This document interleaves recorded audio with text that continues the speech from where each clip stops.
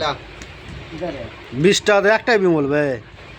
একটা বিমল লিয়ে আনো আর আমি খেয়ে লিয়েছি তুই বে কটা খেই? 5 টাকা। তুই 5 টাকার খালি 10 টাকা কবেই এটা কি যে এটা 5 টাকা আর আমি 5 টাকা খেয়েছি 20 টাকা। দেখো এই 20 টাকা সাল হল বেটা সালা কি করবে?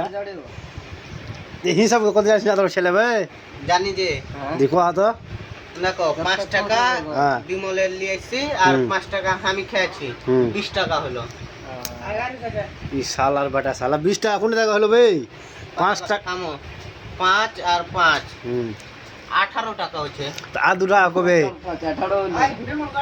কে জান হ্যাঁ কে জান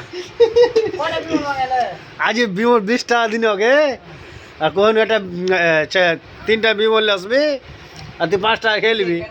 ওই কই যে 4 টাকা 1 টাকা 5 টাকা খেয়ে 5 টাকা বিমল আমি কই যে 18 টাকা হয়েছে একটা বিমল এসে 18 টাকা হিসাব। আমি খেয়ে লিয়েছি যে 5 টাকা।